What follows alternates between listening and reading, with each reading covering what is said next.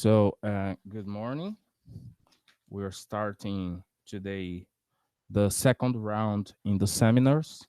Today, we are going to have an overview on Chapter 3, Linguistic Imperialism, Theoretical Foundations.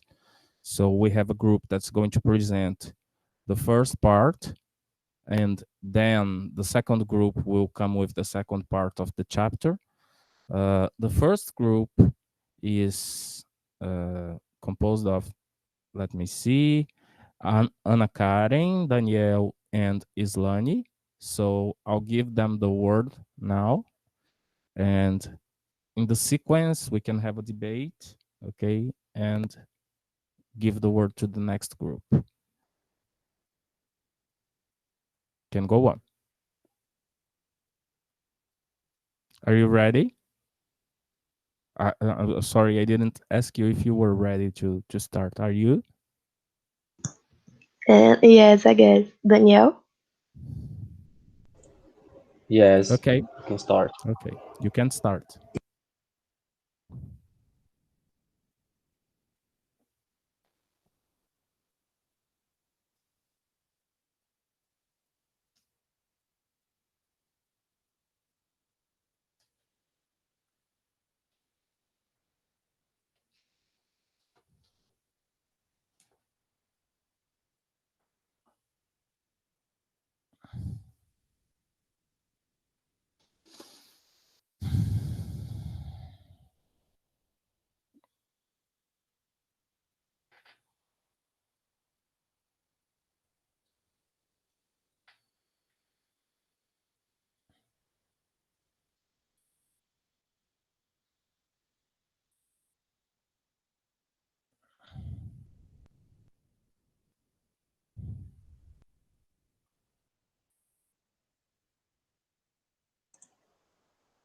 Tá aparecendo? Yes, I can see. Looks it's all right.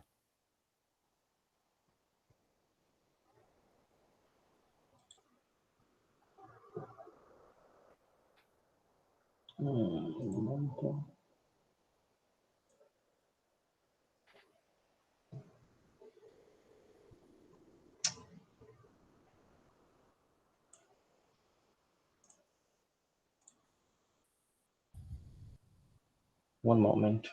Okay, no problem.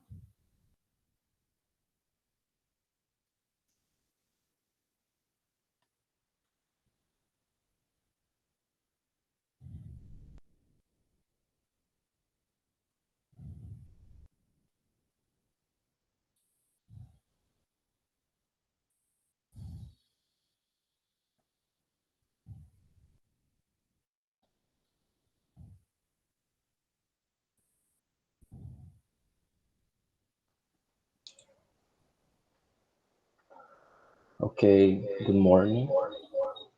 There's a bit of echo. I don't know. Oh, sorry. It's okay. Yeah. Good morning.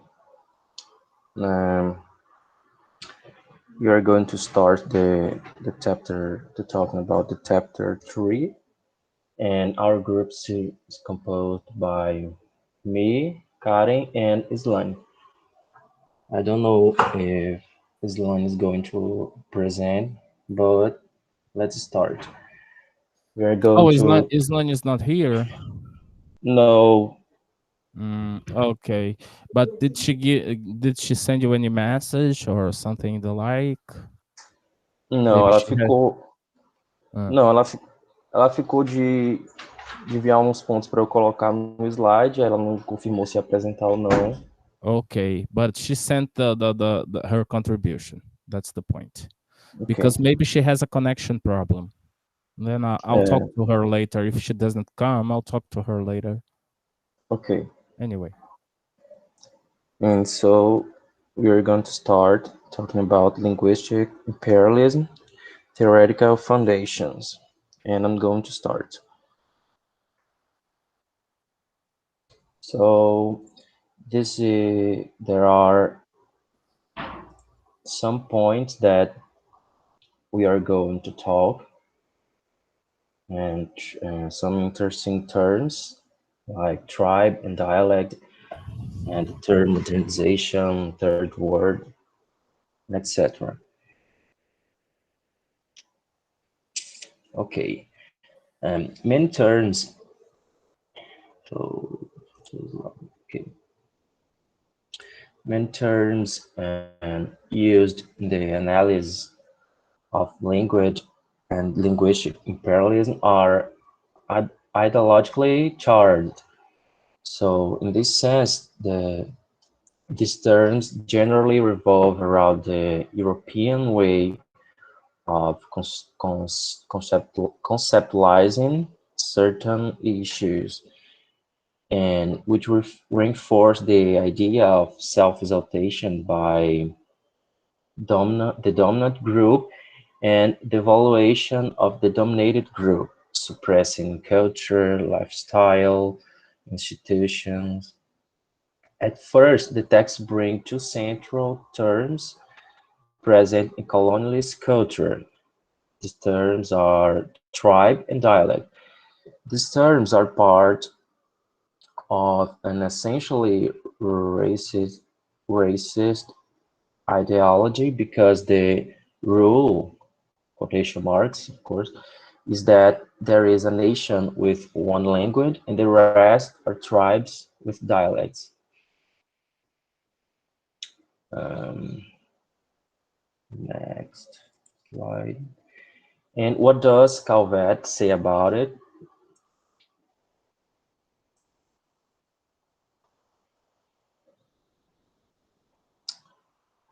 No, Calvet, not yet. Um, and Calvet, no. It's after this. Um, in this sense, the text brings an idea of a political scientist from Uganda. I don't know how to pronounce his name, Mandani. And he says that today, regardless of the nature of their social sphere, each ethnic group in Africa is referred to as a tribe. And he also asked an interesting question to that we can make a reflection, which is what makes 2 million Norwegians a people and the same number in Baganda a tribe? And he ends by saying that there is only explanation and racism. Yeah, maybe it has a lot to do. Sorry for the apart. It has a lot to do with what we have studied in Laraya, doesn't it? Like Yes, ethnocentrism, an ethnocentric point of view. Just to establish yes. a link. Okay, you can go. In addiction, um, the French language, Calvet, and he brings a similar idea in his study of language and colonialism. He concludes that linguistics has to fail to define concepts such as language and dialect in relation to social power. He says, this affirmation, you can see here in this slide, and a dialect is never anything other than a defeated language, and a language is a dialect which has succeeded politically. And in this case, he refers to the dominant language and the dominated language. And these are some ideologically charged terms that show the Eurocentrism. Kari? Yes. Next, please. Yeah, thank you. Good morning, everyone. Are you listening to me? Yes. Yes, Karen. Thank you. Yes, Karen, that's okay. Thank you. Guys, and I am talk about now about the term modernization. The term modernization is used as a technical to describe the development process, the transition from traditional of called modern principles of economical, political, and social. According to Fishman, modernization implies westernization in the sense of social culture and political economical developments which were initially set in motion and have been most continuously developed in Western nations. And right now, I am talking about the third world. It is a concept which assumes some degree of harmonization, and the third world originally arose a metaphor for countries which were not part of the rich capitalists or the communism Yeah, communism world. about a third world, this is a term that has been avoided recently.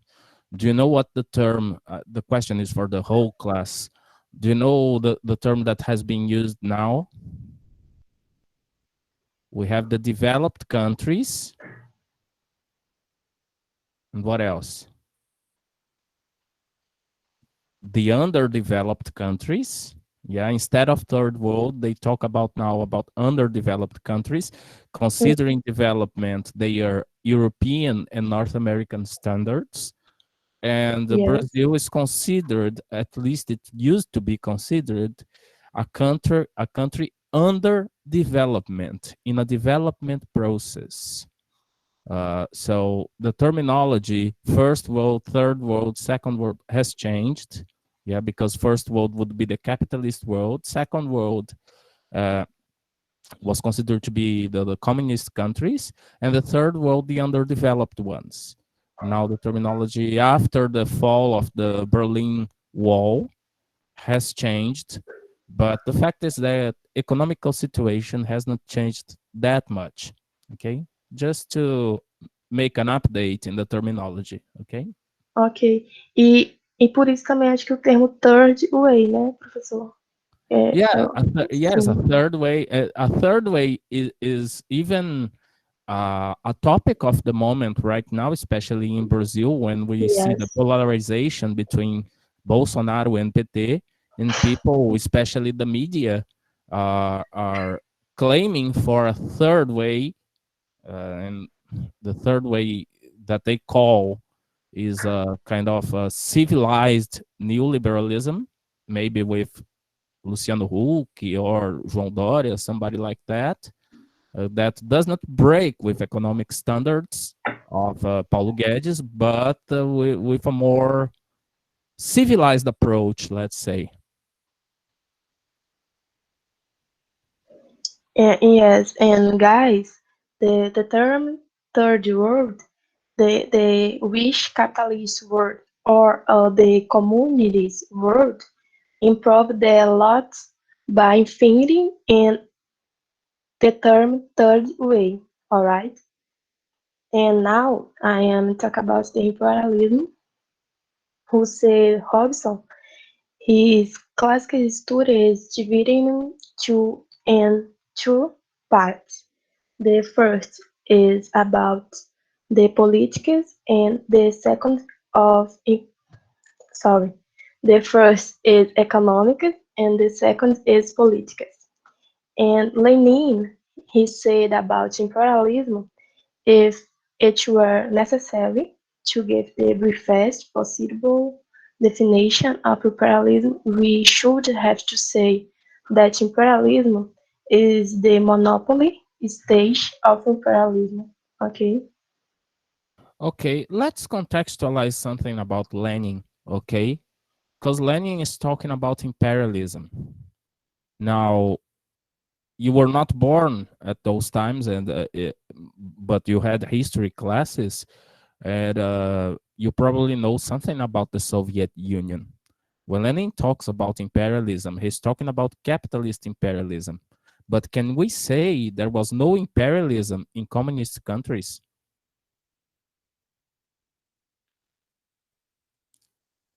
The Soviet Union was also somehow imperialist, okay? That's why, for example, Crystal mentions the spread of the Russian language over the countries in the Soviet Union and even in other countries that officially did not belong to the Soviet Union but were under their influence, okay? Uh, E- Economic imperialism took place in the United States and Europe. It's true, okay, with capitalist imperialism, but there was also the communist imperialism over countries such as Cuba, okay, which was basically Cuba was basically uh, a kind of how can I say branch of the Soviet Union, especially in the production of sugar cane to provide sugar and alcohol for the Soviet Union. Now, we don't need to be agronomic engineers to know what happens to a soil in which we only plant sugar cane and tobacco. Tobacco is not that big harm for a soil, but in the soil that you plant sugar cane repeatedly, the soil gets unproductive. And now what do we have in Cuba? We have a crisis in food production exactly because of that. Just to contextualize, because when we think of imperialism, and especially Isso, if you have an ideological tendency uh, more to the left wing, we normally erase the fact, we forget about the fact that imperialism took place in both the communist world and the capitalist world. Remember the Cold War. They were fighting for influence in other countries, okay? Just to é, rem- sim, professor. E só para complementar também, né, que no livro, a teoria de Lenin, além do livro, e pelo que eu li, ele falava muito que essa parte do imperialismo é como se fosse uma disputa entre potências, certo? Exatamente. O Lenin E, contextualiza o Lenin dentro exato. do momento histórico dele e também do grupo que ele fazia parte. Lenin é um dos líderes da Revolução Soviética, né, junto com Stalin e Trotsky. Então, ele, claro que ele vai amenizar o imperialismo soviético e vai realçar o imperialismo europeu norte-americano, né, o E, imperialismo capitalista. exatamente. E além do mais do livro, eu fui pesquisar e algumas fontes, no caso, falaram que isso culminou a Primeira Guerra Mundial. Uhum. E Yes. também, que também falou lá no livro, definiu, certo? Ok. Good. E, então, guys, nosso trabalho foi esse, Daniel.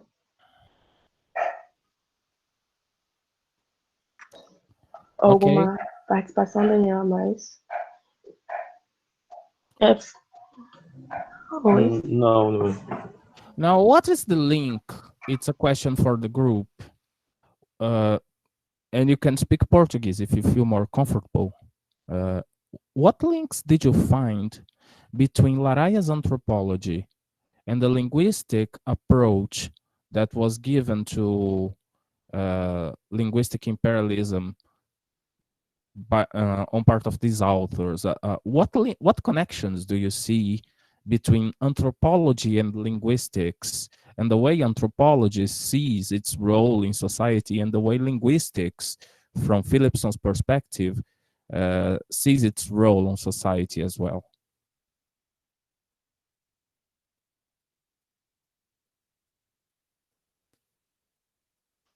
Why Sim. tribe? What is a tribe? Why does anthropology? Why does social studies from ancient times used to call some communities a tribe and some others just a community or a nation? What is the big difference between a tribe and a nation? What is the big difference between a language and a dialect? I guess the language is like spread around a country, and a dialect is more particular of some place. and I think that this difference can be brought to tribe and community. I guess a tribe is something more spread around a place, and there is some influence about other things. And I guess Yes, community is more particular. yes, but Philipson points that some very small countries that are called countries in Europe, uh, like Scotland, for example, they claim to speak a language, yeah, Scottish, and then now English, but they claim they if you watch that documentary from the BBC, you see that old Scotch people still claim that they speak Scottish and it's a language. Now, in Africa, they call groups even bigger than the whole population of Scotland a tribe and say they speak a dialect. What I'm trying to call your attention here is to the aspect that Danielle has mentioned with reason that being a tribe and being a country or being in a nation, a community, uh, is kind of arbitrary. This naming of a country, nation, or tribe is kind of arbitrary, and it's normally attributed considering the power of that nation or of that tribe. So if you are not powerful, you are a tribe. If you are powerful, especially economically speaking, nowadays, you are a nation.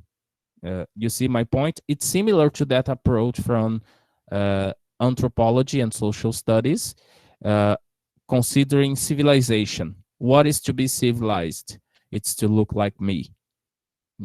I, the European, will tell you what civilization is. If you look like me, you are civilized. If you do not look like me, you are a barbarian. You see? So this is very arbitrary. Okay. Yeah, somebody is saying here, if you are not rich and white, you're a tribe. Yeah, sometimes not even being white, but rich for sure. But in the past, yeah, maybe white. We know that the Americans, for example, North Americans from the United States, because Canadians are also North American, but there is a standard to consider the standard American represented, for example, in the image of Donald Trump. Yeah, it's what we call WASP, WASP, white, Anglo-Saxon, Protestant. That is the standard of an American. And if you are not white, or if you are not from Anglo-Saxon origin, or if you are not Protestant, then you are not included in that prototypical idea that we have of a North American, of an American, meaning American here, the one that's born in the United States. So in this case, for example, Joe Biden, the president, he is not completely WASP because he's not Protestant, he's Catholic. Okay, but this is the majority of the population, and I'd like to draw your attention to the fact that Black people in the United States organized themselves into civil rights movements, and they call these movements feminist movement, civil rights movement, Black Lives Matter movement. They call these movements minority movements. Now, in the United States, there is a reason to call them a minority movement. Do you think there is a reason in Brazil to call the Black rights movement a minority movement? It is controversial. Yes, Rebecca, are you going to speak something? Oh, I would speak that no, because here in Brazil, like everyone is black or everyone is white, I think. Yeah, we are And all mixed up. We are all mixed up. I yeah, cannot say I'm white. I'm not white. I we think can say nobody in that here Brazil is is. minority. I think nobody in Brazil is white. There is an interesting passage in Bacurau. I won't give you spoilers, but if you didn't watch it, please. in which the guys that work for the Americans, they claim to be superior to the Northeast population because they are from European, they belong to an European lineage. They have European ancestors. So the Americans look at them, laugh, and say, "Do they look like us? No, they don't." Okay, so but calling these groups minority groups, I think, this is my opinion, is unfavorable for these movements because in Brazil, the majority of the population, and especially in Bahia and Maranhão, are black. So they are majority groups, they are majority movements. Now, in terms of power, they were disempowered because of slavery, because of the abandoning of these populations after the abolishment of slavery to their own luck. But they are, numerically speaking, they are a majority. Women are majority in Brazil. Maybe the Indians, the native Brazilians, they are not a majority group. For them, it would make sense to talk about minority rights, but or for example, LGBT people, but black people, women, they are a majority group that were diminished in power. They were disempowered. So I think this is a naming problem that we should contextualize because one of the critics, one of the criticisms that Marxist tradition makes to discourse analysis, for example, or to post-colonial studies, or to what they call postmodern studies, is exactly this importing of scientific models from Europe and the United States acritically without adapting them to the Brazilian context. I'll speak in good Portuguese for you. A gente tem importado uma teoria que é interessante, essa teoria pós-moderna, decolonial, mas a gente, infelizmente, importa os termos acriticamente. Porque quando você fala em movimentos de minoria nos Estados Unidos e relaciona ao movimento negro, faz um certo sentido. Lá os negros são, de fato, uma minoria. Aqui eles são uma maioria sem poder. Uma maioria desprestigiada. Então, o problema não está em se apropriar da teoria que vem da França, que vem da Inglaterra, que vem dos Estados Unidos, mas em que contextualização, que adaptação a gente faz disso. Se vocês quiserem entender mais sobre isso, eu deixo aqui a recomendação, leiam A Miséria da Inteligência Brasileira, do professor Gessé Souza, um cientista político, sociólogo, e ele vai criticar justamente essa nossa avidez por nos parecermos com a França, por nos parecermos com Inglaterra e Estados Unidos, sobretudo esses três eixos, mas também um pouco da ciência alemã, em importar a teoria deles sem a necessária adaptação ao nosso contexto, ok? Alguém falou no chat, deixa eu ler. Yeah, the spell turned against the wizard. Yeah, about Bacurau. Yes, I'd like you to, if you could, I'm not going to ask you to watch it for the subject, for the top, for language, culture, and identity. For historical overview of English, but it's a recommendation that I give you as English teachers. It's nice to be aware of this colonized mind, especially in our middle classes. Our middle classes are used to praise whatever comes from the United States of America and to give lower importance to what is Brazilian or to what is South American. Okay, so it's a good opportunity to make a reflection. Okay, would anybody else make an interference here? Say something? Teacher, could you repeat the name of the book? Yes, I'll write it here. A Miséria, a Inteligência Brasileira. Teacher, it's because I search on Google and here it says a tolice da inteligência brasileira. Yeah, maybe. Yes, Okay. maybe I changed it. Yes, did you find the book? Gessé Souza, right? Yes, Gessé Souza. Yes, that's good. There are other books from anything from Gessé Souza. Well, Gessé Souza, I'm suspect to talk about him because I used lots of books of him in my thesis. Tolice da Inteligência Brasileira, a Classe Média no Espelho, também é muito interessante, tá? Deem uma olhada na obra do Gessé. Tem alguma coisa sobre subcidadania, em que ele vai falar da ralé brasileira, e ele usa o termo ralé de maneira provocativa mesmo, para falar dessa nova classe de trabalhadores que surge sem carteira assinada, que ele chama de precariado, né? Vai falar do pessoal que vive em cortiços em São Paulo, como que isso começou, né? O Gessé é um grande sociólogo, um grande cientista político, e vale a pena analisar o ponto de vista que ele tem sobre como, sobretudo, as nossas classes dominantes construíram um modelo de ciência que serve a uma minoria da população, né? Se você olhar, por exemplo, a fundação da USP, na verdade, foi um grande cala-boca para a elite paulista que perdeu o que eles chamam de Revolução de 32, na verdade era uma tentativa de golpe, né?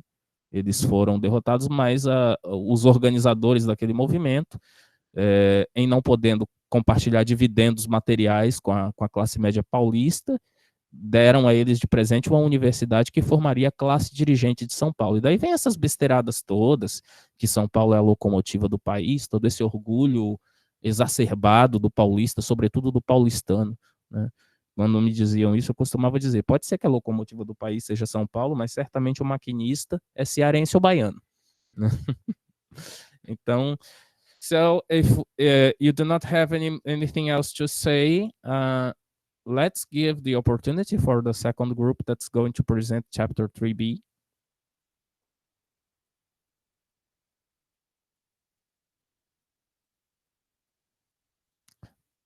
Thank you, Mirelli, for putting the name of the book here, okay?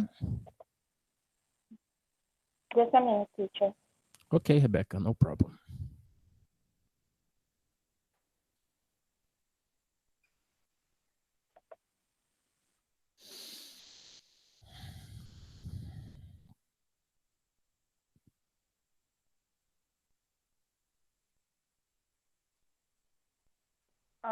Good morning, everyone. Me and my group, we're gonna talk about the topic linguistics, imperialism, and linguistics, and forward. Um, the group is composed by Adriana Patrícia de Souza Moreira, Ana Beatriz Souza Santos, eu, Rebeca Rocha Alencar, me, Rebeca Rocha Alencar, and Samantha das Virgens Mercedes de Araújo. Okay, let's start. This will be our topic. Okay, overview: cultural imperialism, science and media and education, the state hegemony and ELC, and about the topic. Good morning, guys. My name is Samantha, and I'm going to talking about Galton's theory. So, about influence, the author of this part of the task mentions Galton's theory of imperialism. Galton's work is considered crucial for the elaboration of the theory of linguistic imperialism because it allows to relate it with other types of imperialism. Other than that, he doesn't refer to linguistic imperialism, but this can be seen as a subtype of what he refers to as a cultural imperialism. About the types, there are 6 types of imperialism that relate to Galton. First of all is the economic, then political, military, communicative, social, and cultural. That includes linguistic. About the goal of the theory is to seek any measure of imperialism rich enough to capture a wide variety of phenomena. And about the vision, Galton divides the world into a dominant center that includes the powerful Western countries and interstices, and into a dominate peripheries periphery, sorry, that includes the underdeveloped countries. Being that there is a center of power both in the center and in the periphery, and all the norms are dictated by the dominant center and have been internalized by periphery. Next, Rebecca. Just a comment here. This Okay. notion of center and periphery will be very important for you when you read our next book to discuss, which is Michel Foucault's The Order of Discourse.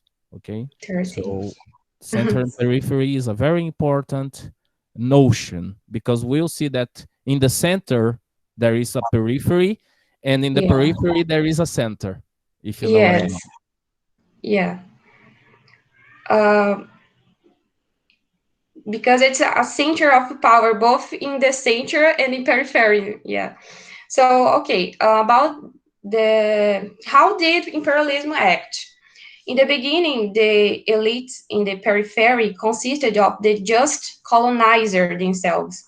So they wield power over the minority.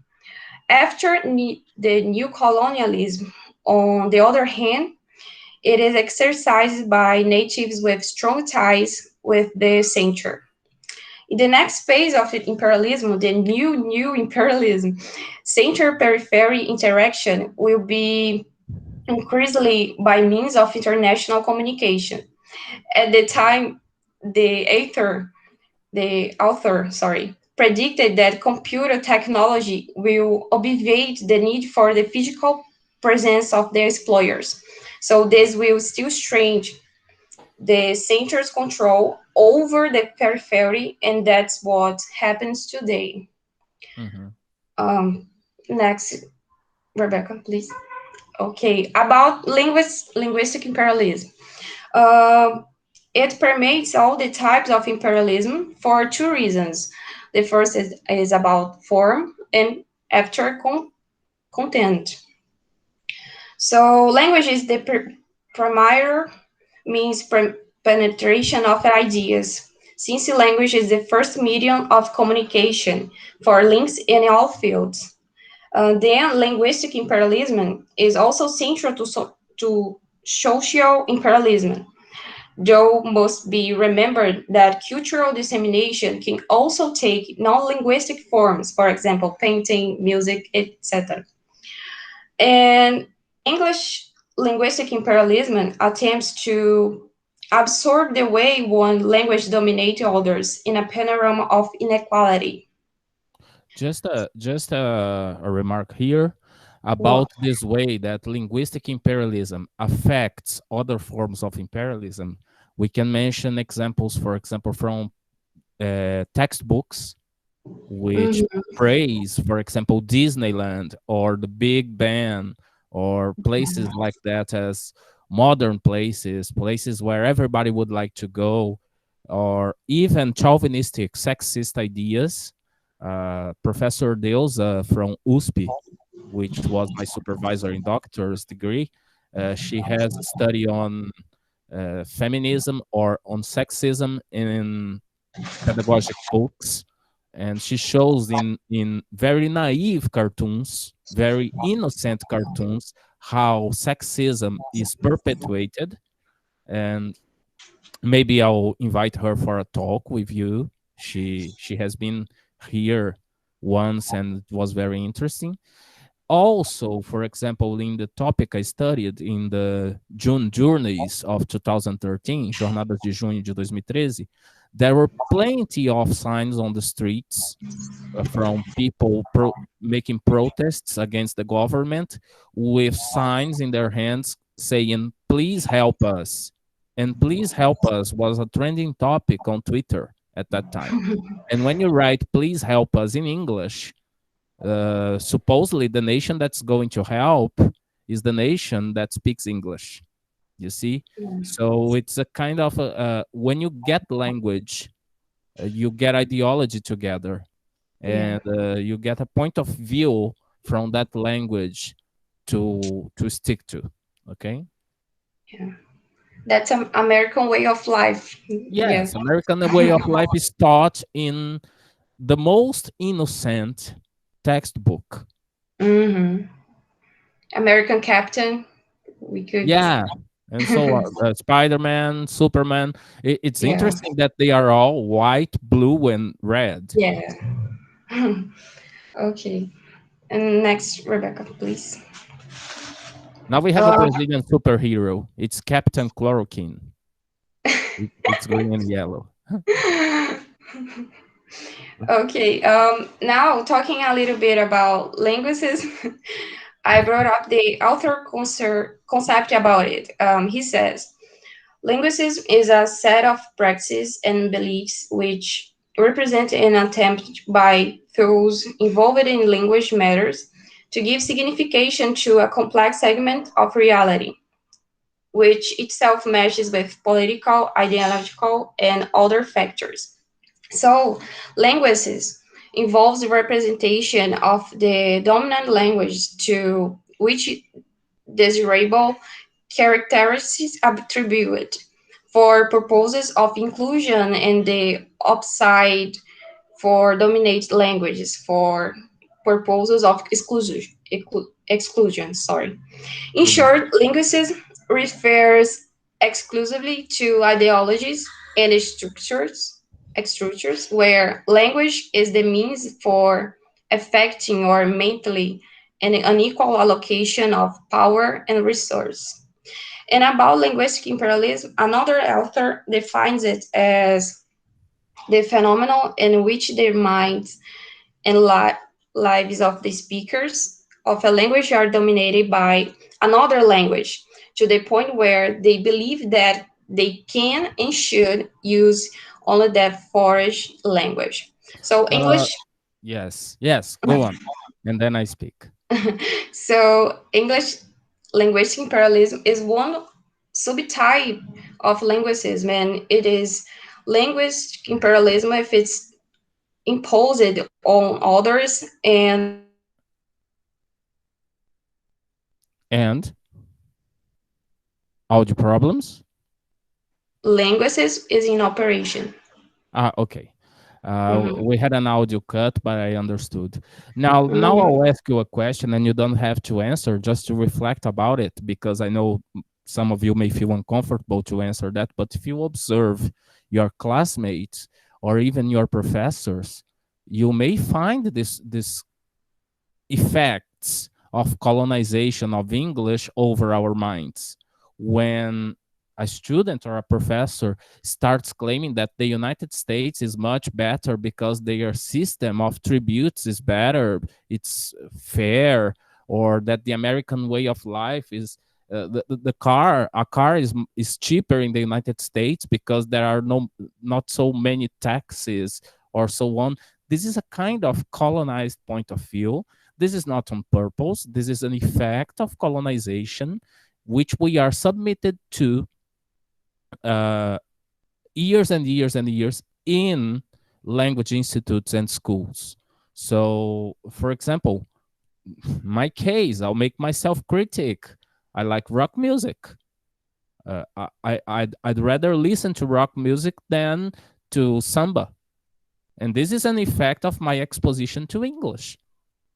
For sure. Of course, there are other factors like what the radio plays, what is paid to be played on the radio, because the radio does not play it for free. But there are many factors, and one of them is linguistic imperialism. So we should be aware of this. Not that we want to change the world, but because we should be aware of this, not to be so fanatic about the profession that we are going to have, or that we have, about the ideology of the language we are teaching. We should have criticism over what's going on with the spread of English. Okay.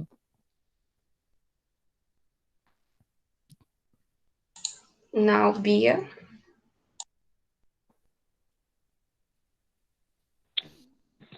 Bom dia. Oh, good morning. Good My name morning. is Ana Beatriz, and I'm talking about scientific imperialism and cultural and the media. Bom, Uh, go. my cat, So, my cat is Ana Beatriz as well.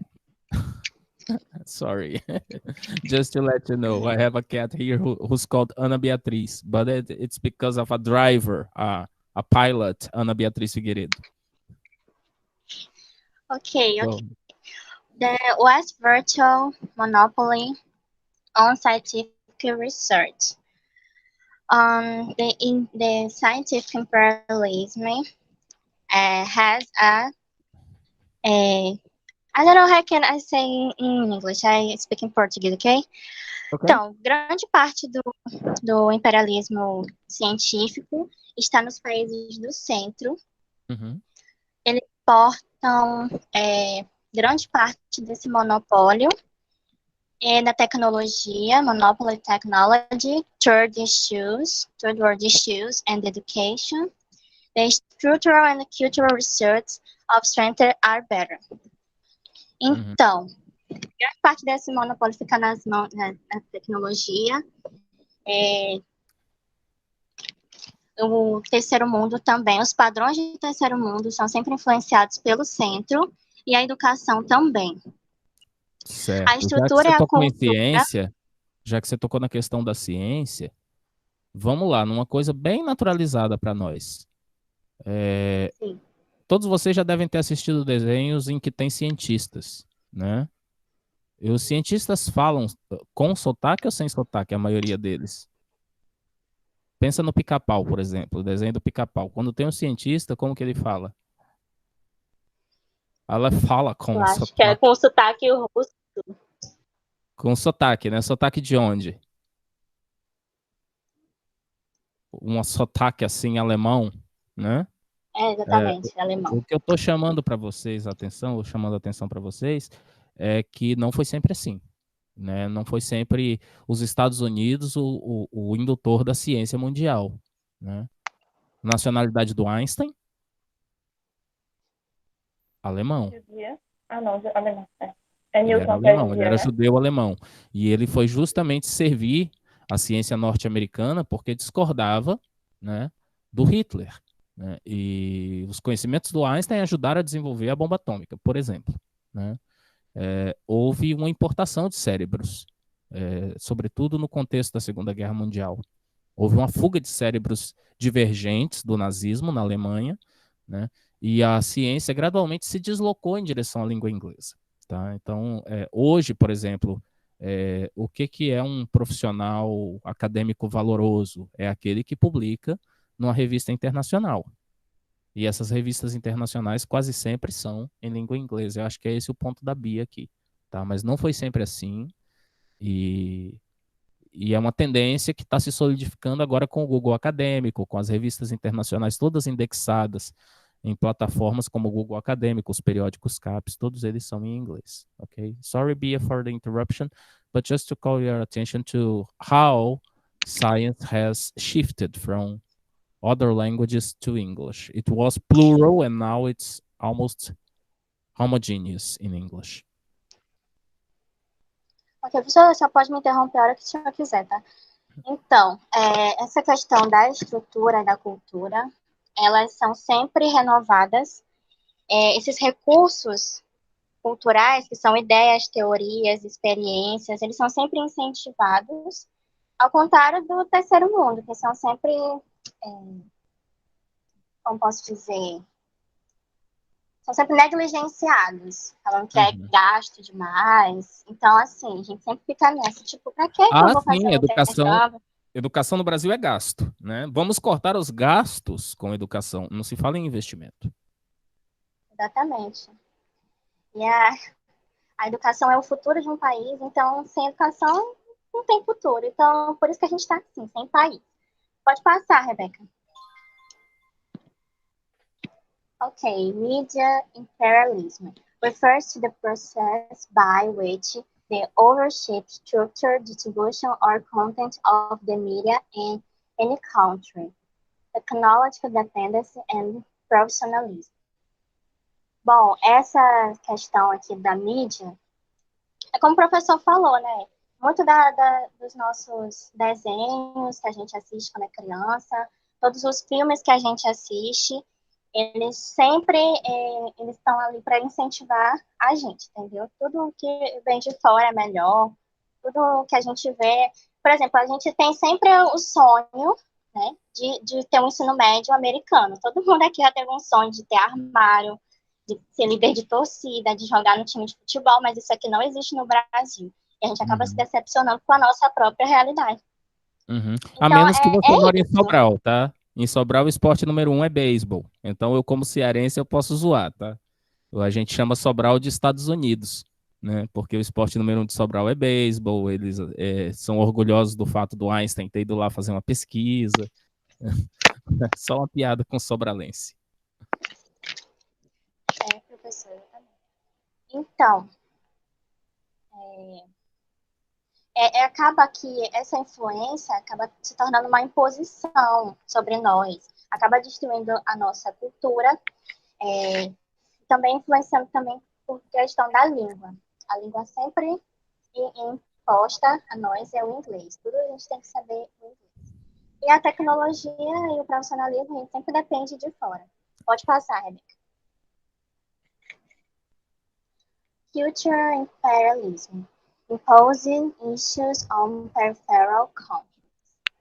Most benefit and effect of the relationship stay with the century. Periphery remains dependent. English language is the key factor for domination. Examples and commercial products of all kinds, films, television series, USA dominated the communications. É como eu já falei anteriormente. Vai, Bia. Desculpa. É isso aí, professor. Pode Okay, passar. also market domination and government dominations. Now, you know that the United States is avid for taking democracy where there's oil, where there's some natural resource, such as in Bolivia. We recently had a coup d'etat in Bolivia because they have lithium, and lithium is very important for producing batteries for those electric cars by that guy, Elon Musk. So what I'd like to mention here, for example, when we talk about technology, you probably heard about the Arab Spring, did you? Primavera Árabe, vocês eram bem novinhos, mas devem lembrar? Yeah. There was a series of governments in the Arab world that were considered to be dictatorships. And the population of these countries, especially Egypt, they got they started a process of revolt with lots of demonstrations on the streets, and these demonstrations were organized in Twitter. And similar to what happened in Brazil in June 2013, the Arab Spring took place in 2010, 2011, and was essentially organized in social networks. Now, these social networks are concentrated in what we call the big tech companies: Google, Facebook, Twitter, and so on.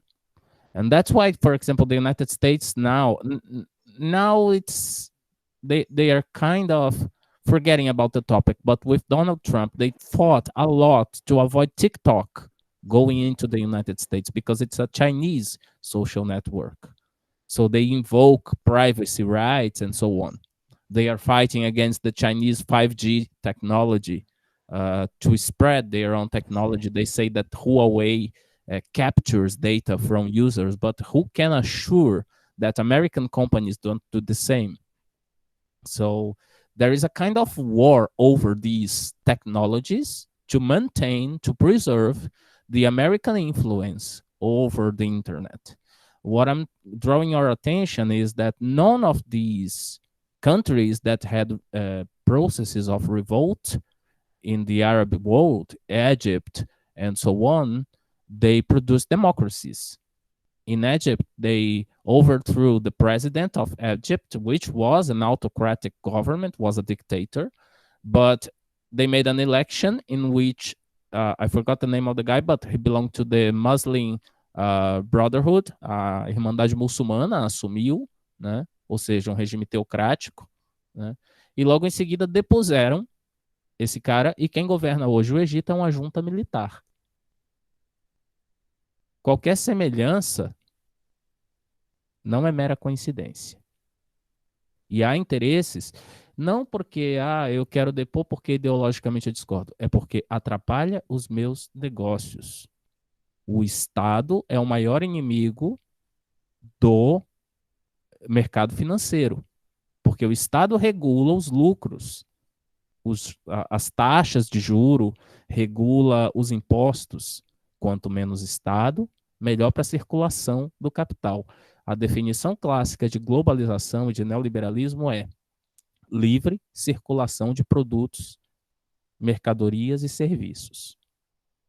I'd say that culturally speaking, globalization is the free circulation of ideas, but free, but under someone's control. And who controls this idea circulation nowadays are the big techs. Before, years ago, to have access to the scientific production in the world, you had to go to a library and search in the intranet of that library for journals, scientific journals. Nowadays, we have everything condensed in Google Scholar, and you can search from your home. Of course, there is a kind of advance because it's more accessible to everyone, but at the same time, it's more concentrated and submitted to the decisions of a big tech company. Everything we do in the Web 2.0, we call it Web 2.0, is centered in Facebook. Facebook is everywhere. Google is everywhere. Google is here. We are all in Google at this moment. Everything we are discussing is being recorded. Now, who can assure what we are speaking is not being kept in a server? For sure it is. Okay. So linguistic imperialism, technological imperialism have a lot to do with political, economical, and cultural imperialism. Okay, now it's my turn. Just to complete Beatrice's part, the British Council tries to give some reciprocity between the periphery countries and the central countries.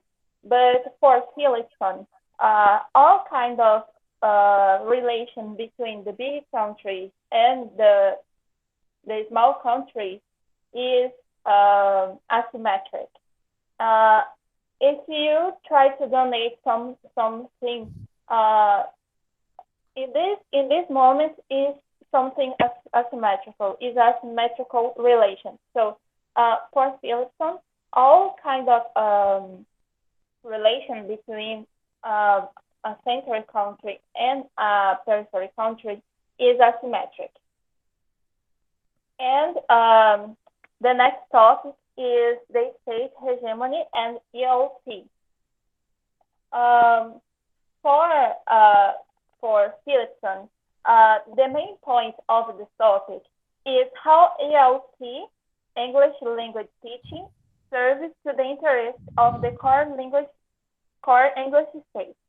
So, to illustrate all of his points, he starts with the Cornwall Conference on the teaching of English as a second language that happened in the University College of Makerere in Uganda. And there they supposed to talk about the no political nature of the language English, but it won't happen because the delegates from Makerere wasn't anyway concerned to talk about it. And the education, because English language teaching is part of the education, and the education is something political. When some big country tries to make charity to a periphery country, like I will help you with the education, I will help you with the research. you are they it's a way to control what they are studying. It's a way to control what they are searching. As the Yes. teacher said, uh, Google Scholar is a way to control how the people are searching what they are studying. And it all helps the hegemony of the big countries.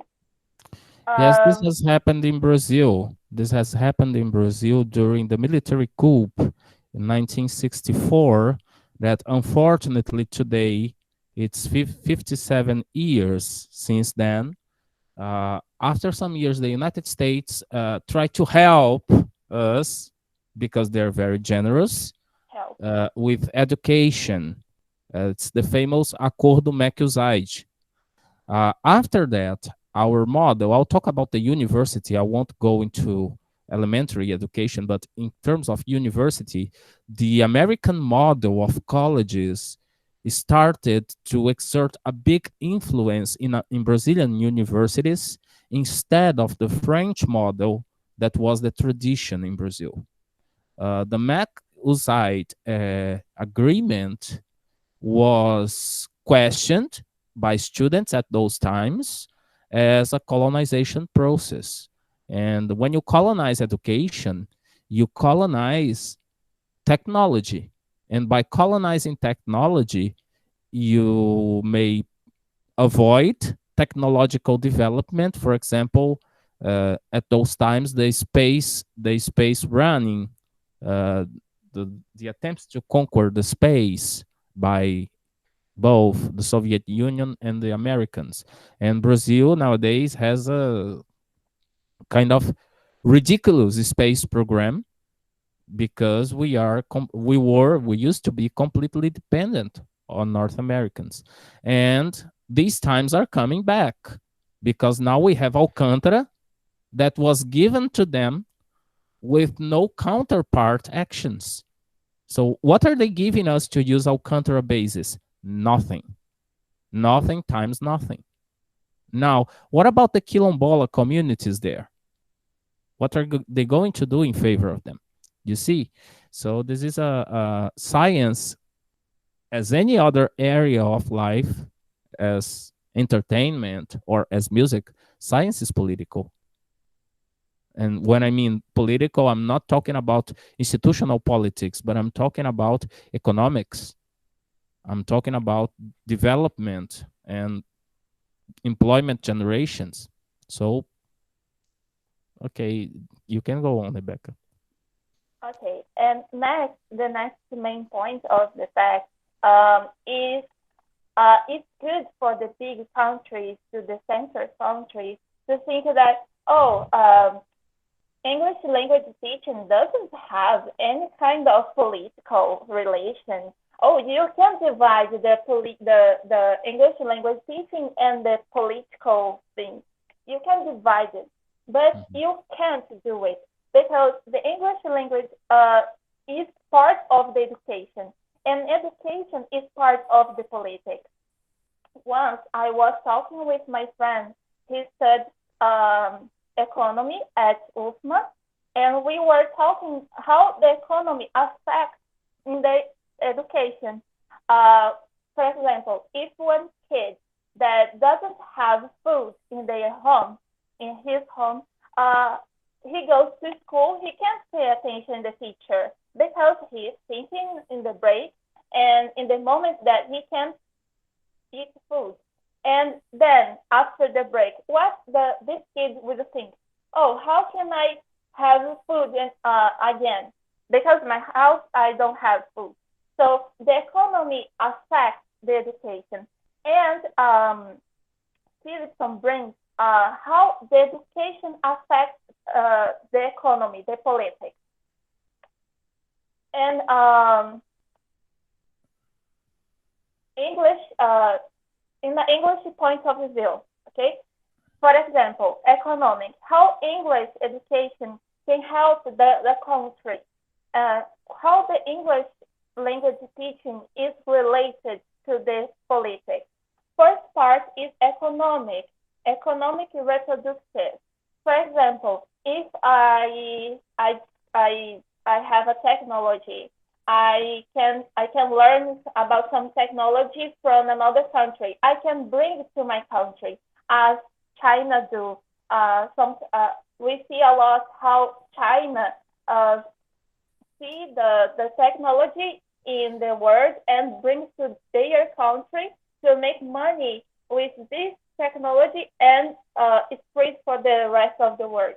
So we can see the economic reproductive in China, for example. And the English education can also be ideological because you can bring new ideas to your country. Because every day we are thinking different things. We are creating new ideas. The world is changing every day. So in this point of view, we can bring new ideological thoughts to our country using English. And English has a repressive function too, because, for example, if you are in an English course, how will you learn English? Using English. Try to talk in English and only English.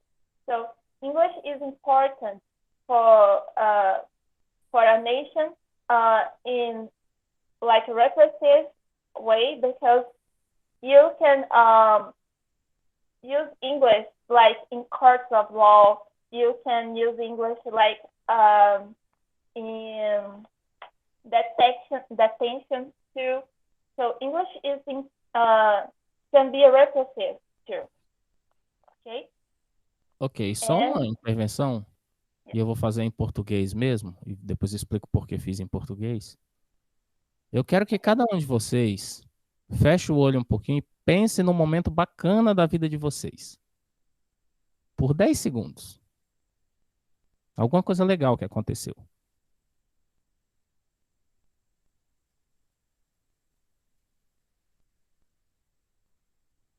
Certo. Pensaram? Yeah. Quando vocês pensaram nisso, certamente algumas palavras vieram à cabeça de vocês. Frases. Em que língua vocês pensaram? Em português. Alguém pensou em inglês? Agora, o pensamento se materializou através do que, então? Para pensar sobre alguma coisa, vocês estruturaram o pensamento por meio de frases. E essas frases são parte da língua. No caso, vocês usaram a língua materna. É compreensível, porque vocês estão numa relação consigo mesmos, né? A língua de vocês, a nossa língua, nos constitui como sujeitos. Tudo isso que eu estou falando aqui vai ser depois discutido com a professora Eni Orlandi quando a gente for ler o livro de análise do discurso. Eu estou trabalhando isso para mostrar esse aspecto ideológico que a Rebeca falou. O que é ideologia? Essa palavra está banalizada. Essa palavra ideologia ela está banalizada, infelizmente, até pelo jornalismo, quando fala ala ideológica do governo, ou quando o Olavo de Carvalho fala ideologia de gênero, ou quando a Damares fala isso, ou quando o Bolsonaro diz que tem ideologia nas escolas. Não é possível não ter ideologia. Ideologia é a maneira pela qual suas ideias se organizam na sua mente. Só não tem ideologia aquele que é um perfeito estúpido, que sequer pensa, porque até para ser estúpido tem que ter ideologia. Aquele ser anencéfalo, né?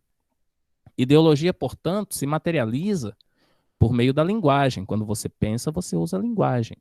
E é nesse sentido que adquirir uma língua estrangeira é adquirir junto também um novo sistema ou um outro sistema ideológico. Não que ele é retirado o seu nativo e suplantado por um novo, mas eles vão coabitar a sua mente.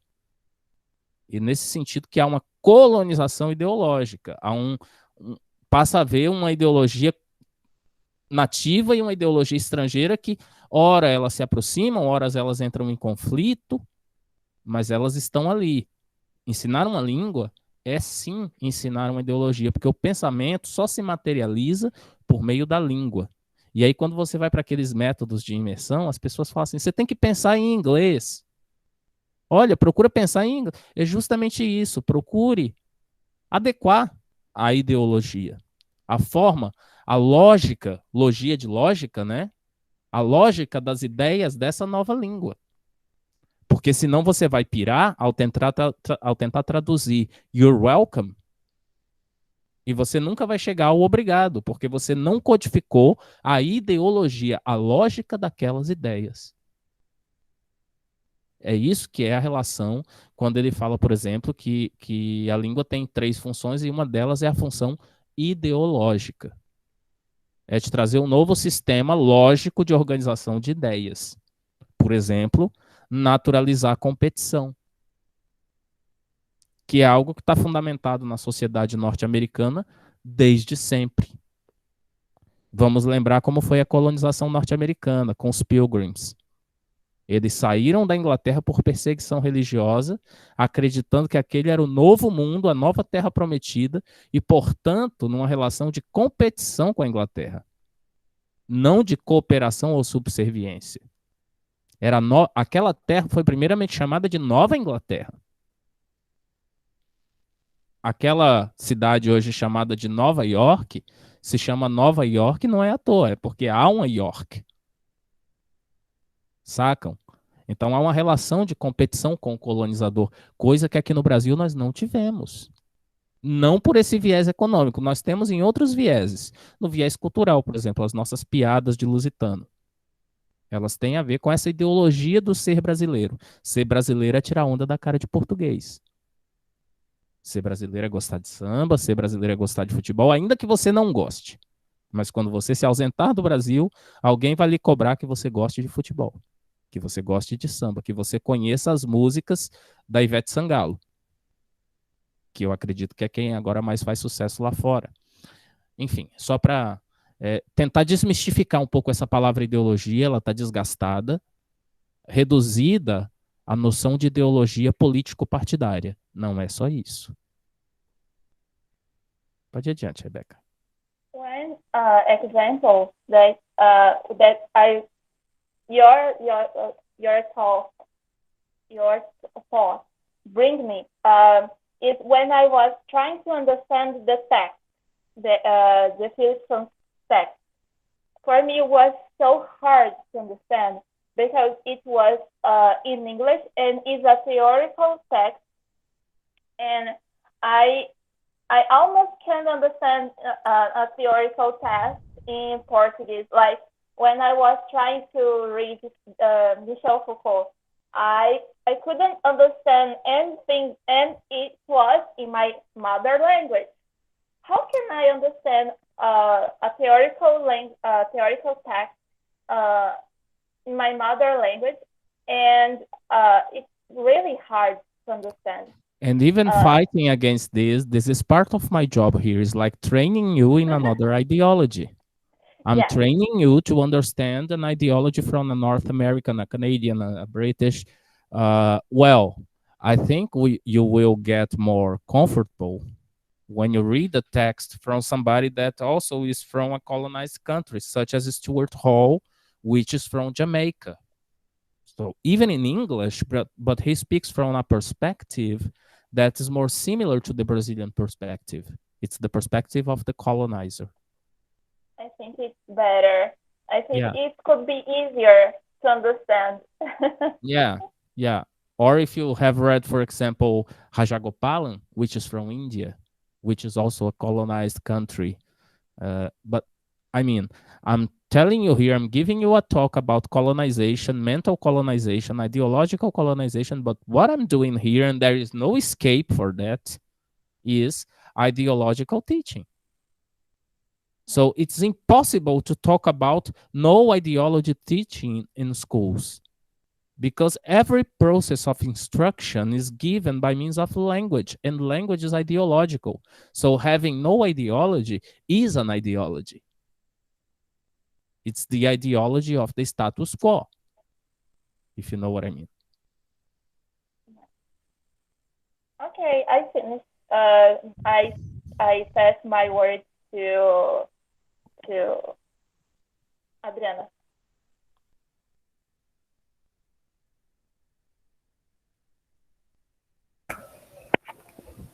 Hello, good morning. Good morning, Um, Adriana. I'll talk a little about English language hegemony. Well, as we have seen before, education is used by the dominant group to maintain or increase their control over the dominated group, creating a relationship of dependency where the dominated group has no choice but to rely on the dominant group for research, publishing, and to have their work legitimized.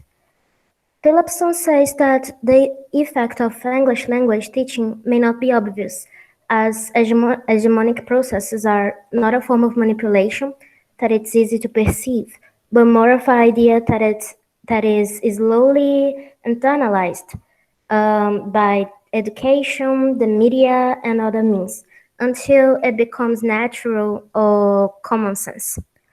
So, English linguistic hegemony can be explained as a series of explicit or implicit values and beliefs that can be taught by the LLT profession, contributing to the maintenance of English as a dominant language. In this way, the English language is often seen as a superior language, or it's viewed as a way to demonstrate superior skills. And because of that, people are expected to be able to speak English. As Bia said before, you're expected to do everything in English. In this way, the English language is it's necessary to be recognizing your field. These expectations. Sorry, I just got lost. I lost track of my words. Okay, no Anyway, problem.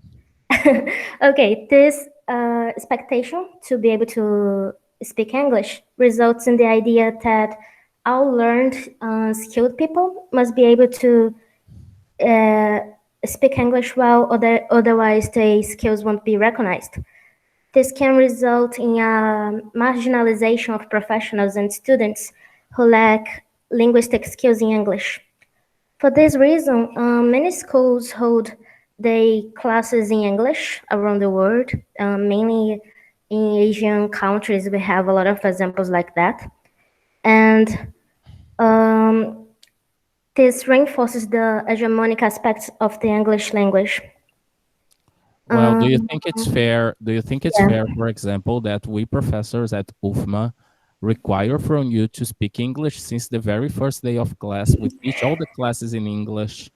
I am one of those who speak a bit of Portuguese, but most of us have a policy to speak only English because if we don't do, we will be inferior to courses like USP, for example, in which Yeah. English is presupposed. At USP, English is presupposed. If you are taking letras inglês, it's presupposed. Yes. So you see the dilemma between quality and being fair.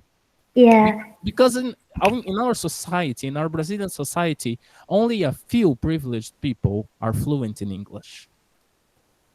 We are Yes, not all, that's yeah? So yeah. just reflecting about the dilemma that we are, because if we decide, okay, no, we are going to teach since the very basic, and we are not going to speak English in social linguistic class, in panorama classes, in morphology classes until they are fluent. Well, it will take long. Yes. And then we have this Darwinism, this natural selection, and now I have only 13 students in the class. There was a situation in which more than half of the class failed English. They failed. They flunked because they were not fluent enough. I don't know how things are going now, how many enter, how many go out of the course, but there is a process of like a funnel that only a few will pass. And this is ideological. This is the ideology of neoliberalism and competition. And the best will succeed and the weaker will fail. And I have nothing to do with that. Well, I'm an educator. I have something to do with that. I have to help those who didn't pass to recover. But it's not everybody who thinks like that. And it's difficult to swim against the direction of the waters, if you know what I mean. Yeah, that's Só um desabafo. yeah. Professor Susanna mentioned that in the first period, that every time that is a new period starts, the students' level, English level, it's getting higher and higher, and That's so true. she was like unsure about how to administrate the classes because some of them had more of basic English level, and a lot of them were already fluent. So it's a quite a complicated question. Yeah, and if we were talking only about what happens inside the walls of UFMA, that would be okay, because we could design policies to try to make a kind of balance between these differences. But we Mhm. cannot control the inequality, the asymmetries, as Rebecca mentioned, asymmetries in society. So some of you have studied at Red Balloon, Cultura Inglesa, whatever, and some of you haven't had this opportunity. So I consider myself to be privileged because my brother, when I was 14, could pay an English course for me. Mhm. But uh, even in that school, I was the poorest one. And now consider the case of people who don't even dream of the university. Sometimes it is, I feel a kind of panic knowing that what we are doing here is for an elite. We are an elite, and I'm not proud of saying that. I'm not proud of being an. I don't want to be an elite because uh, for the existence of an elite, there should be those guys in the lower classes. Oh, teacher, you are making communist propaganda. Maybe if this is communism, if worrying about the other is communism, then I am. But I feel very worried, and I think programs like NCL, like CLC, they have a very big social importance because they give English for fair price. Well, I think fair price would be zero because the state is supposed to give us education. But we try to solve a problem that we did not create. This is so it's not easy to solve this equation inside the walls of UFMA. There should be an educational policy that would include English for everyone. But Indeed. we discussed that there are economic interests behind this failing of official education. I was going to say something a little similar to that. I wanted to So say it. finish this Yeah. by giving a personal example of the influence of English and this inequality in our society. Good. Because, like, Good. in my old school, we didn't have enough English teachers, so only one class of each year had English classes. The others, they just learned other language, or they didn't have anything. So as I read this text, I realized how the children at that time reproduced this internalized behavior. The children that had English classes had this sense of superiority Mm-hmm. because they were learning English, and they often were taught and heard about how many opportunities they would have because of that, while the others wouldn't. And And I did. I also had the sense of superiority, and this helped yeah, me. This helped me fight bullying against myself because everybody needed me when there was an English test. So it was my way to revenge, but I'm not proud of that. Nowadays, I'm not yeah, proud of that. this happened to me as well. Not the Yeah. bullying, just like everyone needing help. Well, I'm kind of short, Um, so people, short people are the perfect victim for bullying. yeah. And as I read that and I recalled that, I thought it was interesting that I never realized that happened. I didn't realize they felt so proud of it until I saw this text. And this way we can see how English hegemony works.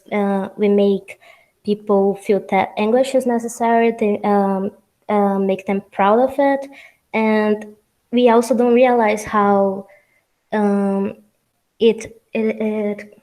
como é que eu posso dizer? Ajuda os países que são nativos em inglês a ter vantagem natural sobre os outros países. To the point that a president of a nation gives countenance to the American flag. Yes, exactly. Well, with this, I guess we conclude our presentation. Thank you for your attention. Great, congratulations for both groups. Okay, I'd like, before we finish, first I'll open for questions. Okay. Does anybody here want to make an intervention on the topics presented today?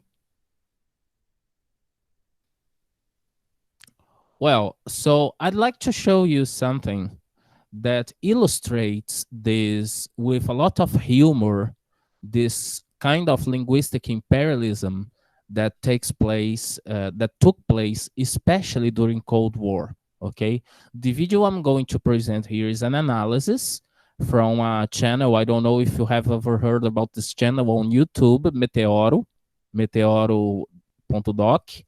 It's a very famous channel on YouTube, and they make analysis on pop culture and so on. And then they decided to analyze one episode of Chapulín Colorado.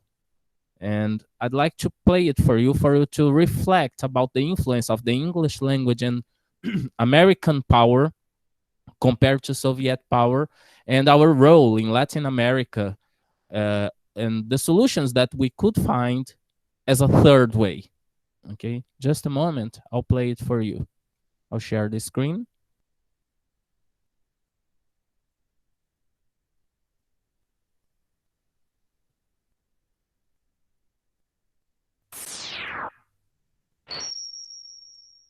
Agora vocês vão ver um conteúdo raro. Vocês vão gostar.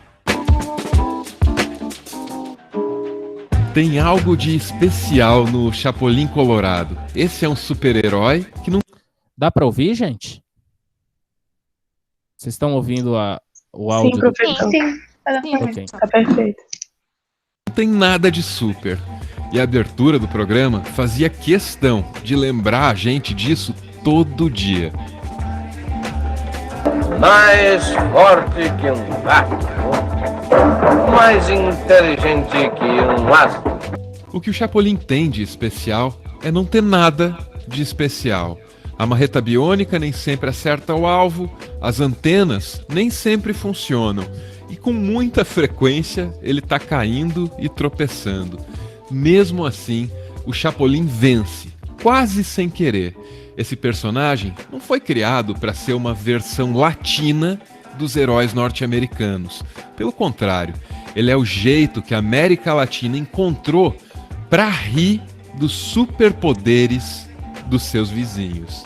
E provocando uma risada atrás da outra, do México ao Uruguai, o Chapulín descobriu qual era, afinal, o seu verdadeiro poder.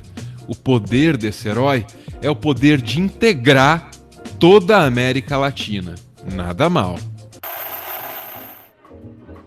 13 horas, los personajes del Chapulín Colorado en la losa del Aeropuerto Internacional de Pudahuel. Esse é o elenco de Chapulín chegando no Chile, no auge do sucesso do seriado. Havia um cordão de isolamento, mas as autoridades não contavam com a astúcia dessa multidão. Eles ignoraram os policiais e foram receber os atores.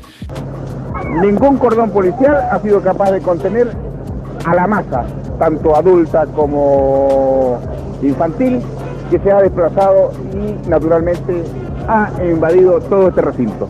Depois dessa recepção tão calorosa, o Bolanhos, que é o criador do Chapulín, respondeu uma boa meia dúzia de perguntas dos repórteres. A primeira dessas perguntas já era sobre a criação do Chapulín. E a resposta deixa tudo bem claro. O Chapolin nasceu para parodiar os seus similares norte-americanos. E mais do que isso, ele nasceu para integrar a América Latina. ¿Cómo nació el Chapulín Colorado? Pues como una sátira a esos héroes, a esos pseudohéroes tipo Superman, Batman, etcétera, que son de habla inglesa, que son importados, que no son... Yo no digo que el Chapulín Colorado sea mexicano, es iberoamericano. Bolanhos não usa a palavra ibero-americano à toa. Ele sabe que esse é o termo mais certeiro. A Iberoamérica compreende toda a vasta região do continente americano em que se fala português ou espanhol. E essa definição é muito importante para a construção do Chapolin como um personagem, porque as relações políticas entre esses países e as grandes potências que dividiram o mundo na segunda metade do século XX, tudo isso tem muito a ver com o Chapolin. Super Sam é um personagem secundário. Ele é basicamente uma representação do tio Sam. O superpoder dele é um saco de dinheiro. Oh, yeah! Time is money! E sempre que o dinheiro é mencionado, a política de câmbio vira piada. Super Sam também tem poderosa arma. Muitos dólares? Não, pouquitos, porém muito poderosos. No universo de Chapolin, o Super Sam sempre aparece sem ser chamado. Vim vir proteger bonito, senhorita. Ah, não, muito obrigada. Eu prefiro o que é nosso. Mesmo que o Super Sam tenha um poder mais valioso que o do Chapolin, ninguém nunca quer ele por perto. Nem vir dar um help para Beautiful Girl. Obrigado, senhor. Mas eu prefiro de mandioca. Já deve ter ficado claro para você que o Super Sam se relaciona com os personagens de Chapolin da mesma forma que os Estados Unidos se relacionam com isso que o Bolanhos faz questão de chamar de Iberoamérica. Isso mostra que Chapolin tem sim uma mensagem política. Essa mensagem fica mais clara num episódio chamado, e atenção para o nome, hein? Livrai-nos dos intrometidos, Senhor, e livrai-nos também dos distraídos.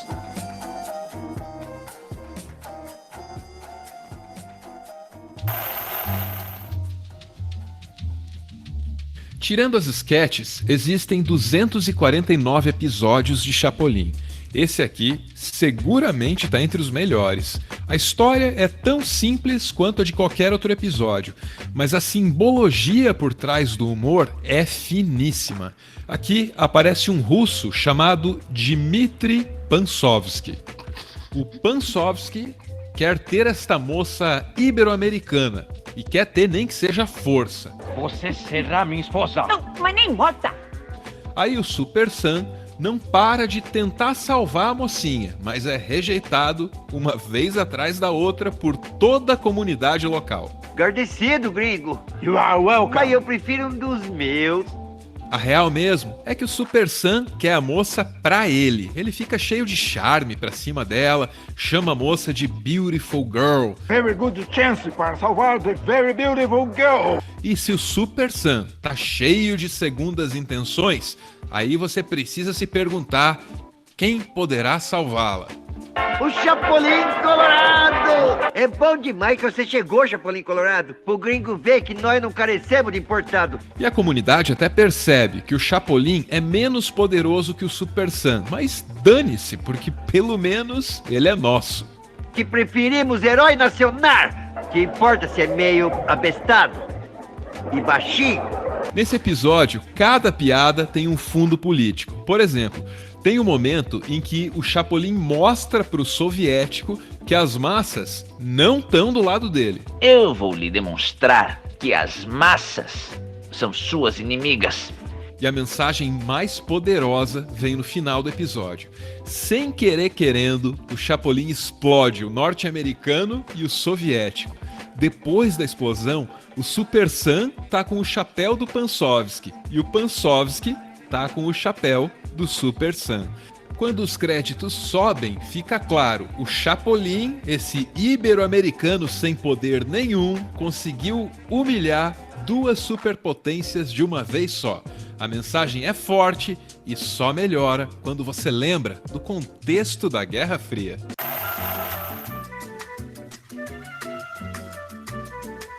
Depois do final da Segunda Guerra, o mundo ficou dividido entre duas potências. De um lado, a União Soviética, do outro, os Estados Unidos. Esse período, conhecido como Guerra Fria, teve altos e baixos e durou até o ano de 1991.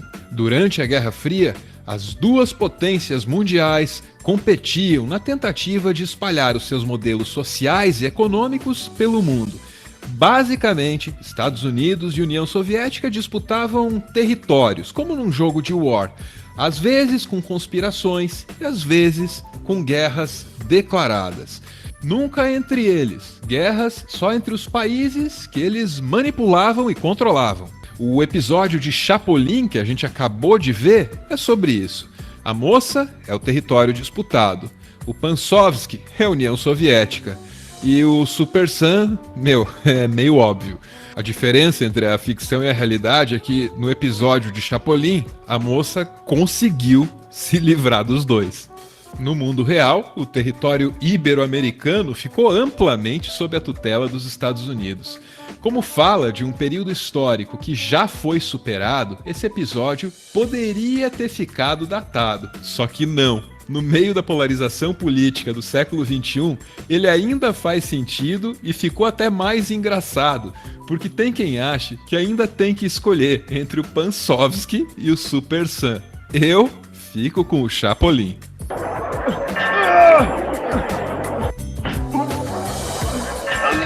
Bravo, Chapolin Colorado! Você é o máximo!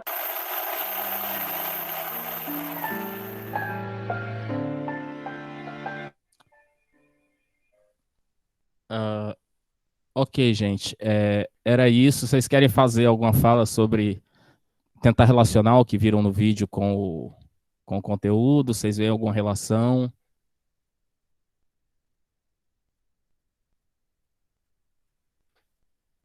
Eu acho que o personagem que interpreta o Chapolin e o Chaves, eu acho que ele sentia falta de ter algum entretenimento que fosse do país dele, que não fosse uma coisa. Porque ele mora no México, né? Até onde eu sei. Morava, Chaves né? é do México. Hã? Isso. Morava, né? Já falecido. Morava, isso, no passado, antes dele morrer. Então, eu acho que ele talvez ele estivesse cansado de toda aquela influência e não ter nada que fosse respeitado no país dele, que seja dele, né? Sempre coisa de fora. E nós no Brasil, acho que esse é o segredo também do Chespirito no Brasil, a gente vive mais ou menos, viveu, né, vive a mesma influência, né, de estadunidense, mesmo os movimentos de resistência, né, dos anos 80, 70, 80, tinham grande influência soviética, né, o Luiz Carlos Prestes, o PCB, depois o PCdoB, eles recebiam orientações e determinações da União Soviética. É claro que hoje é um pouco paranoico falar em ameaça comunista, né, quando na verdade, se você pegar os governos ditos de esquerda, que nem foram de esquerda, foram de centro-esquerda, eles operaram muito em favor do capitalismo, né? Nossa economia se desenvolveu, o banqueiro lucrou, mas há essa paranoia, né? Porque como se diz, você precisa criar o antagônico para que a sua ideologia ela tenha validade, né? Não haveria mal sem o bem sem o mal, não haveria o escravizador sem o escravizado e por aí vai, né? Você precisa da dicotomia ou da palavra da moda, né? A polarização. A influência do Super Sam ali, do personagem do Ramon Valdez, que é engraçadíssimo, né? Você vê que a arma dele é o quê? Um saco de dinheiro. Um saco de dinheiro, né? E basicamente foi isso que os Estados Unidos tiveram a oferecer às nações que muitas vezes eles mesmos ajudavam, contribuíam para destruir com golpes de Estado, que era a sua reconstrução através do Plano Marshall, né? E da doutrina Monroe, a América para os americanos do norte, né? O que eu quero dizer com isso é que, por exemplo, no caso dos Estados Unidos, isso ainda é válido. Né? Ainda há, por exemplo, no caso do Iraque, houve uma grande destruição, e quem está reconstruindo o Iraque são empresas empreiteiras norte-americanas. Né? No Brasil, recentemente, várias empreiteiras foram à falência, né, por conta de uma operação que dizia que ia combater a corrupção nessas empresas. Mas lá, quando há um caso, um escândalo de corrupção como houve no mercado imobiliário em 2008, eles punem os donos, mas mantêm as empresas ativas. Aqui no Brasil, as empresas quebraram. Quebrando as empresas, obviamente, quem tinha emprego nelas ficou desempregado. A economia foi à bancarrota. E depois você mesmo, né, que promoveu aquilo, e não é teoria da conspiração, porque você tem documentários hoje mostrando ligações do Kennedy, né, para o embaixador no Brasil para depor João Goulart, e eu acho que esse é um tópico, né, uma pauta para o dia de hoje, né, há ligações em que ele pede a cabeça de João Goulart, né, e você destrói uma nação para depois oferecer ajuda a juros. Né? É como se alguém roubasse todo o meu dinheiro e depois me oferecesse um empréstimo a juros altos. É algo a se pensar, né? E eu acho que o Chapolin ele traz essa noção de achar soluções locais para problemas locais, dentro da própria cultura, dentro da própria língua. Né? É nesse sentido que eu trouxe, porque nós falamos no Philipson aqui tanto de imperialismo, de colonização, colonização cultural, colonização linguística, né? Eu acho que tem a ver também essa coisa da importação do herói, do modelo. Se você assistir um filme norte-americano dos anos 90, quase todos os vilões são soviéticos. Né? Hoje, a maioria dos filmes de ação tem terroristas como antagonistas, né? Muitos deles de origem muçulmana. Né? Então, assim, já vou finalizando, né? Para a próxima discussão, só vou passar algumas orientações para a gente continuar vendo essas questões de relação de poder entre nações e também entre sujeitos, é que nós vamos estudar a ordem do discurso do Michel Foucault, é o próximo livro, tá? Já para a aula que vem. Eu não vou dizer agora a nota de cada seminário, eu quero assistir de novo às gravações, eu quero. Não preocupei tanto com critério durante as apresentações, preocupei mais em fazer as intervenções e contribuições, as inserções minhas ao longo da apresentação de cada grupo, e depois eu divulgo as notas, mas posso garantir que estou satisfeito com todos os 4 seminários. Para a próxima aula, então, leiam a ordem do discurso para a gente entender as relações entre discurso, poder, assimetrias de poder e ideologia. Tá? Quem leu Foucault, que é rapidinho, é um livro bem fino, já pode ir se adiantando e se aventurando no análise do discurso da professora Eni Orlandi, mas priorizem o Foucault. Tá? Alguém tem alguma dúvida? Quer levantar algum ponto antes da gente encerrar? Foucault é o meu terror, professor. Não vai Eu ser, já eu espero tentei que não ler seja. Foucault, meu Deus, é muito difícil. O Foucault ele não é linear, tá? Eu costumo comparar o Foucault e a minha cabeça também, a cabeça de ex-físico, né? De ex-exatas, se eu tenho do ponto A ao ponto B para ir, eu traço uma linha reta e vou, né?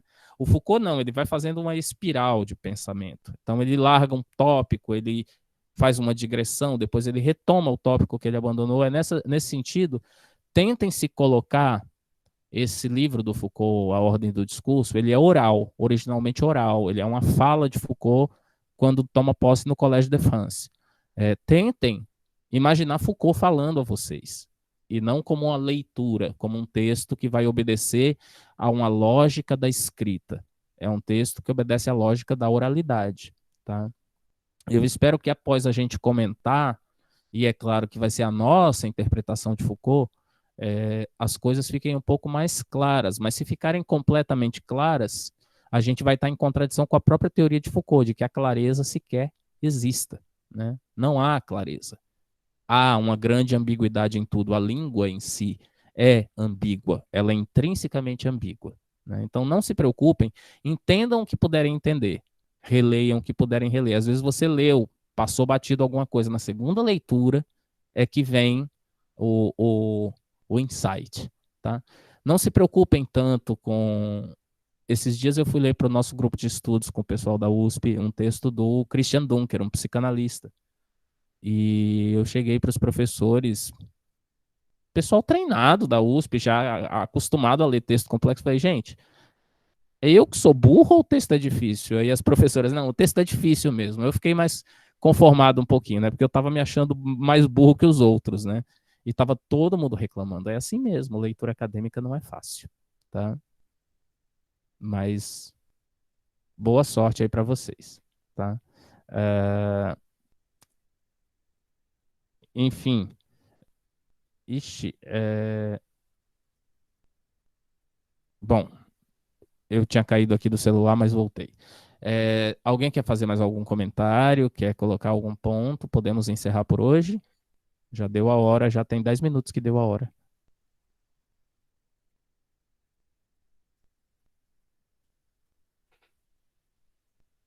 Ah, tá. Não, a gente tem essa sensação. Será que eu sei ler? Né? Não, a gente sabe ler. Eles é que uma vez um aluno do Lacan perguntou para ele, professor, a minha dificuldade de compreendê-lo é parte de mim ou do senhor? Ele falou, não, fica tranquilo. Eu que falo difícil mesmo. Então, é parte, acho que, do ritual acadêmico. Tem esse fetiche do falar difícil na academia. Eu tento me desvencilhar dele, mas a maioria de nós tem esse fetiche do falar difícil. Tá bom? Então, por hoje é só. Tá? Eu agradeço a participação de todos, parabenizo todos os seminários, todos estavam de ótimo nível, e voltamos para discutir Michel Foucault, e em breve falaremos sobre o trabalho final de curso também, tá bom? Uma ótima tarde a todos. Boa tarde. Boa tarde, professor. Boa tarde, professor. Boa Tchau. tarde, professor.